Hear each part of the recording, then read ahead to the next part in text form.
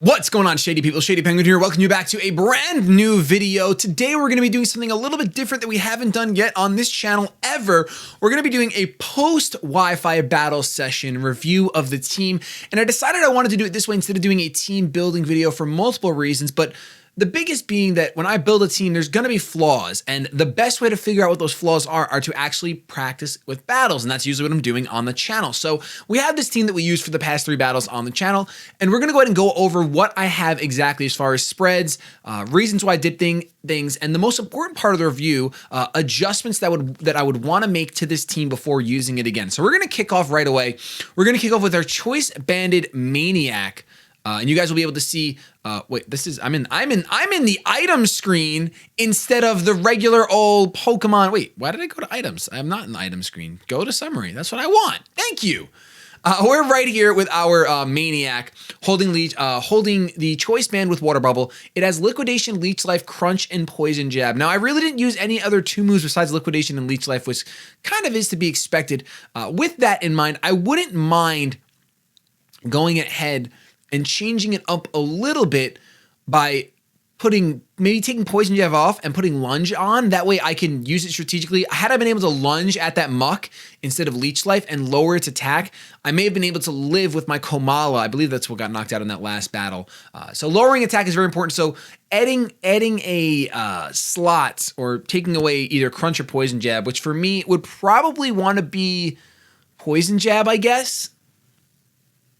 Crunch hits ghost types, which we normally can't hit that well. But honestly, Liquidation will hit just fine. Yeah, I think I'd be fine with getting rid of Crunch because there's not too many Pokemon that are ×4 weak to Dark type moves. However, there are a few that are ×4 weak to Poison Jab, and one of those being Shinozik that's on our team, which might want to switch into a Liquidation once they figure out that I'm Choice Banded. So I wouldn't mind taking off Crunch and putting Lunge on here, which is the same strength as Leech Life, base 80, but instead it lowers an opponent's attack instead of taking health back. So definitely preference. What I think would potentially work out better, and I'd want to change that. And just so you guys can see the EV spread, so I don't forget, it is max HP, max attack.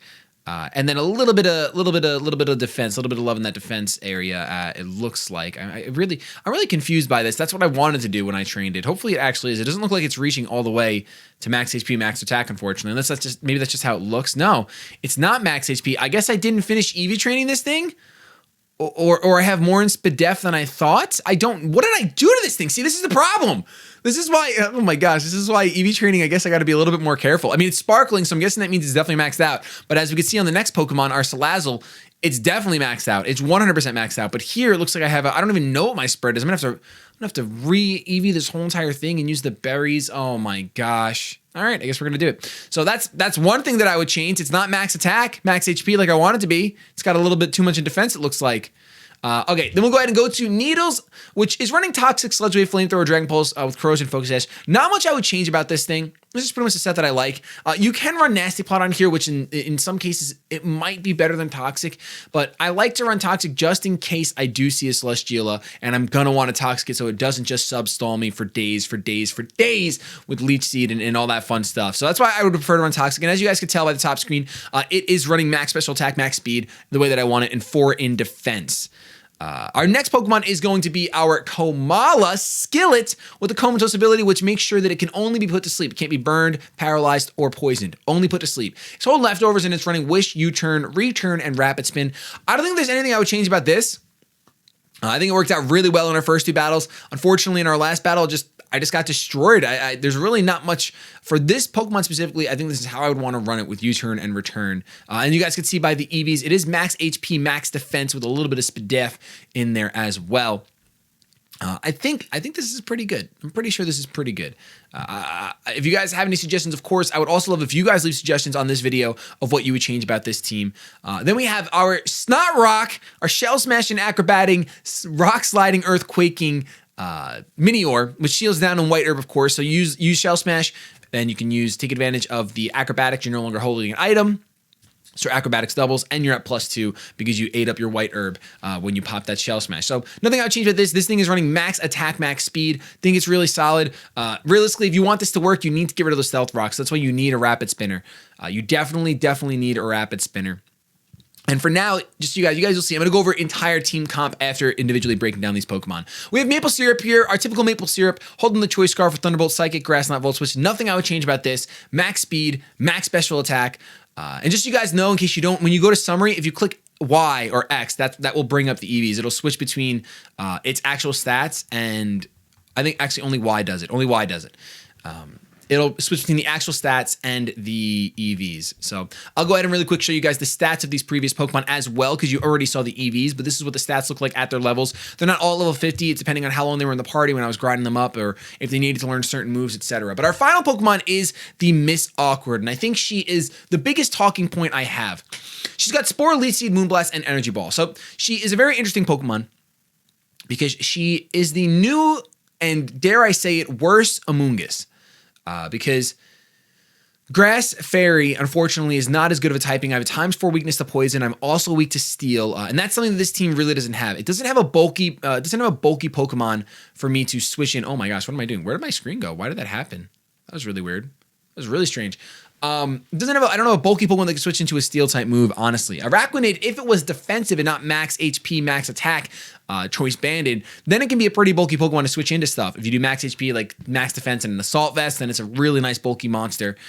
But unfortunately, that went down in our last battle anyway, thanks to the Stealth Rocks. So Miss Awkward here. This is pretty much the set I would run always. We never got an Effect Spore off once, but I don't think there was very many opportunities where someone made a physical contact with this Pokemon.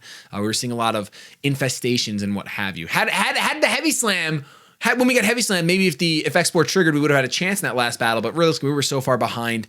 Once those rocks were up and once my Kamala was down, that Mudsdale was able to just wreck us. So this EV spread, as you guys can see, is max HP, max special defense. Nothing too crazy. That's usually I usually start with typical spreads. I would maybe like a little bit more defense on this Pokemon. So I might want to take a little bit out of special defense and throw it into defense, make this a mixed wall. But it's never something that I could ever see really rocking an Assault Vest, because you need Spore and Leech Seed. I think you need Spore and Leech Seed personally. They worked out really, really well for us. So now I want to talk about this team as a whole. So we're going to pull that up on the screen. We'll see common weaknesses here. We see we have one Pokemon weak to ground, two Pokemon weak to ground, but we have two immunities in Miss Awkward and Maniac, and then we have, not two immunities, two resistances in Miss Awkward and Maniac, and then we have one immunity in Snotrock. We have one Pokemon weak to fighting, but we have a bunch of resistances out the wazoo. Fighting type is no problem for us. I think fighting type's taking a pretty big nerf this generation with the Pokemon that are going to be prevalent in play. Once again, fighting type took a nerf in 6th gen, taking another nerf, it looks like in 7th gen as well. In my opinion, I could be wrong. We'll see how the meta plays out. Overall, the thing this team is really missing is it's missing a little bit of extra bulk. Like, I think something that would be a lot better is if instead of a choice banded Maniac, if I would have just thrown on like a Toxapex on this team. Then I would probably not have to, but I would probably want to get rid of Needles and add something different on there. Probably, considering we're going to put a Toxapex on for Maniac, we're going to get rid of a physical attacker and add a special attacker. I wouldn't mind adding a Crocodile on here. It'll give us an electric immunity. Toxapex can take care of the weaknesses of a Crocodile for the most part. So they make perfect. Crocodile and Toxapex go really, really well together. Crocodile can set up rocks for us, which would be really nice. I believe he gets rocks in this gen. I'm not sure. Maybe he's only moved tutor from a previous generation, so it won't be available till Pokebank is available in January. But I think Crocodile will make a really good addition to this team. It'll give us an electric immunity, like I said. But I wouldn't just add Crocodile and then take off Needles. I don't think that would be a fair assessment for sure. Adding Toxapex, we'd be down our Fire type stab, which is kind of a bummer. I really like Fire type stab, but I don't see us really having another way. If at that point we're going to change the entire team, we're already changing 2 members. That's a pretty large function of it. But we saw how terribly, terribly, terribly dangerous the Mudsdale was. Even a Gyarados, even taking Maniac off and adding a Gyarados would be pretty nice. But that increases our electric type weakness, which demands even more for a ground type Pokemon like Crocodile. But they would both be physical attackers, so we'd have to go ahead and change something else. Overall, I think the biggest adjustment I would make to this team would be to add Intimidating Crocodile, because that would be so good for us. We would have had no problem with that Mudsdale, and Intimidate is so good. It's still just one of the best abilities, I think, especially on a Pokemon like Crocodile that can run so many different sets. You can run an Assault Vest set. You can run a Stealth Rocking set instead. There's options. You can run a Choice Scarf Moxie set if you don't want to run Intimidate. So it's a really, really solid Pokemon with not too many weaknesses, nothing too crazy. And you get a psychic immunity, which is plus for sure. But that's pretty much what I would do with this team. Hopefully you guys enjoyed this breakdown. If you want to see these more, let me know. If you don't really enjoy them, we don't got to do them anymore after the battles, but it really helps me reflect after battling and seeing what I would want to change to keep this team around. Overall, it's tough to say because tiers haven't developed yet, and honestly, I really enjoy battling in tiers. And as you guys can see, for these battles, we didn't use any Boolus, we didn't use any Ultra Beasts. We wanted to have a session without any of that stuff. But I think for the next session, we'll probably open up a little bit, maybe bring some Tapus, or maybe bring some Tapus back into the fray so my opponents can use them, and also maybe bring one Ultra Beast ourselves. Because honestly, even though the Ultra Beasts are crazy, they're really not. They're semi-balanced. Maybe. Am I just telling myself that? I'm not sure. They're semi-balanced. Some of them are a little broken, but I think that some of them just fit in fine and they're not overwhelming. Like, I mean, Zergatry 173 special attack, that's pretty wild. I don't know if I'll actually ever really bring him to Wifi battles. If I do, I'll have to make the whole rest of the team pretty darn bad because I just see that thing sweeping nonstop once you get rid of like one or two Pokemon that check it. So, once again, if you enjoyed, hope you show some shady love to that sub button. We can do more of these in the future. With that, though, I'm going to get the hashtag out of here. Have yourselves a good day, but above all else, keep it shady.